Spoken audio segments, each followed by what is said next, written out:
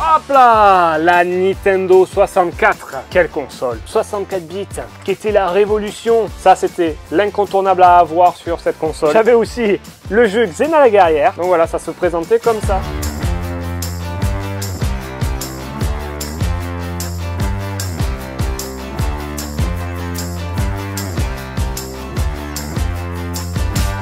Salut les aventuriers, vous êtes de nature curieuse? Vous aimez les trésors en tout genre?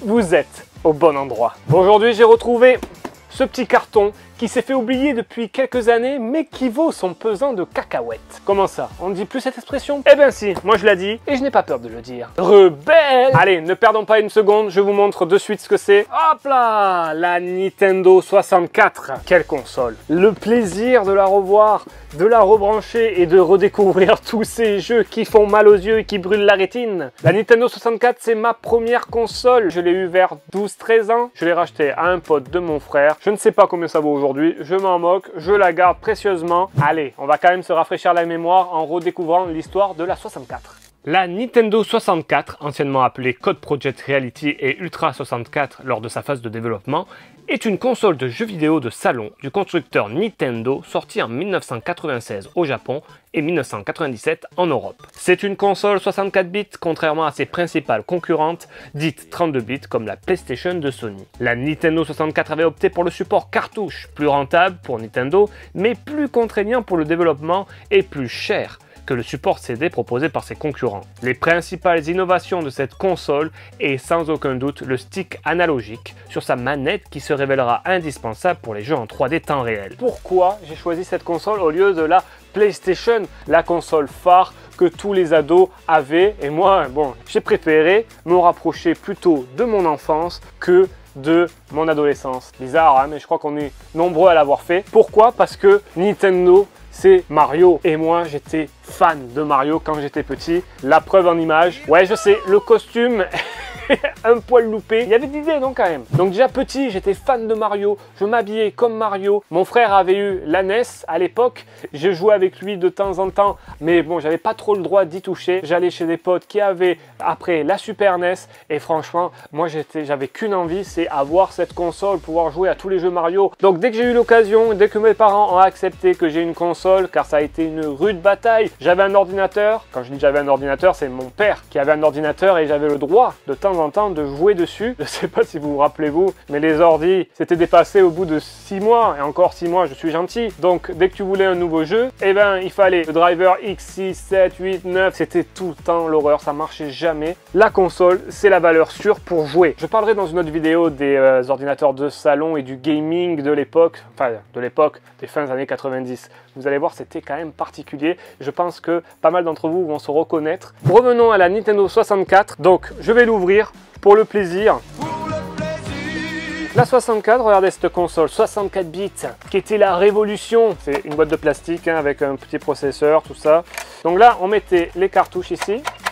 Et après, on allumait, power, tac. Pour moi, ce qui faisait la force de la 64, c'est un peu ce que j'aimais aussi avec les ordinateurs quand on faisait des LAN, c'est de pouvoir jouer avec ses potes. Là, on a 4 ports, c'est convivial, on joue sur le même écran. C'est vrai qu'on s'abîmait les yeux parce que c'était tout petit, on n'y voyait rien. Il y avait aussi une perte d'image qui était quand même conséquente dès qu'il y avait beaucoup de choses qui s'affichaient à l'écran. On s'en foutait à l'époque. Le principal, c'était de passer un bon moment entre potes et donc on pouvait y jouer avec cette manette. Regardez-moi ce bijou, on dirait le Batarang, c'est ça? Non. Alors ils avaient trouvé un design quand même extraordinaire. Je crois que c'est les premiers à avoir mis cette gâchette analogique qui permet de se déplacer en 3D parce que bien sûr c'est une des premières consoles où on pouvait avoir un environnement en 3D parce qu'avant c'était que de la 2D. Et moi je trouvais qu'on avait une bonne prise en main avec la gâchette là qui était très fragile, hein, il faut le dire. Combien de personnes l'ont complètement détruite? Bon, allez je range ça. D'autres manettes, ça c'est la manette à un pote, faut que je lui rende d'ailleurs, ou pas, ouais, je vais les garder. Vous en pensez quoi? On se fera une partie. Et que ça coûtait 200 francs. Aujourd'hui c'est combien une manette de PlayStation? C'est 45 € j'imagine. Ah, c'était moins cher. Bon, vous me direz l'inflation et tout ça, tout ça. Attendez, j'allais oublier. Ce qui m'a donné envie d'avoir la console, c'était une VHS que j'avais vue dans un magazine qui présentait tous les jeux de la 64. Je crois que ça durait une demi-heure, donc c'est les jeux qui s'enchaînaient avec une musique un peu techno d'après mes souvenirs et tout ça. Mario 64, c'est clairement le titre qui m'a fait acheter cette console. Quand j'ai vu à quel point il était beau pour l'époque, hein, grâce ou à cause de cette cassette VHS, eh ben, j'ai acheté ça. Je vous montre donc les jeux. FIFA 64, le meilleur jeu de football. Non, mais on pouvait y jouer à 4. Le Mario 64 qui se mettait donc là. Hop.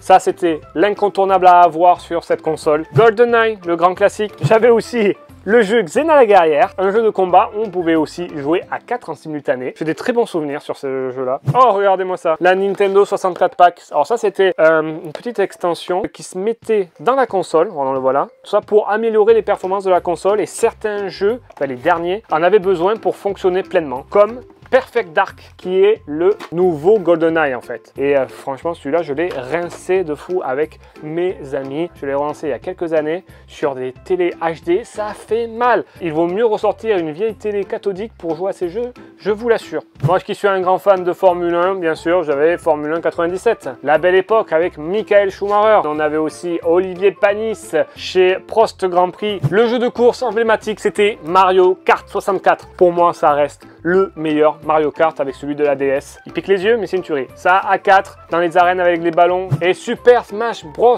le jeu de combat avec Mario et tous ses potes. Il y a aussi les Pokémon, parce que c'était la hype Pokémon à cette époque-là, fin 90. Mario Tennis, ça aussi, il y avait Mario Party, Mario Tennis, Mario Kart.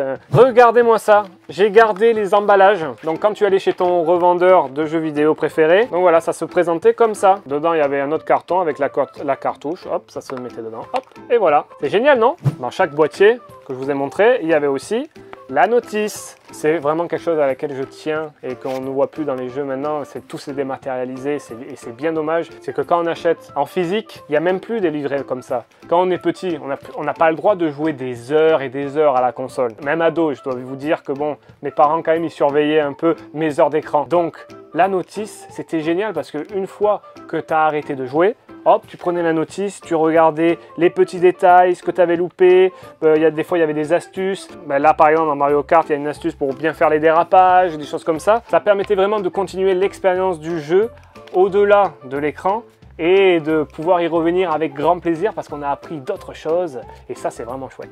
Vous me direz dans les commentaires ce que vous en pensez et si vous êtes d'accord avec moi. J'ai eu un réel plaisir à redécouvrir tous ces jeux, j'espère que vous aussi, et que peut-être ça vous a donné envie de ressortir votre 64 ou pour ceux qui ne l'auraient pas connu, de l'acheter. Bon, peut-être que le prix aujourd'hui est un peu démesuré. Merci à tous d'avoir regardé cette vidéo. Je vous invite à vous abonner à ma chaîne, à activer la petite cloche et à mettre le petit pouce bleu qui fait bien plaisir. Sur ce, je vous dis à très vite pour de nouvelles vidéos et comme le dirait Mario, here we go!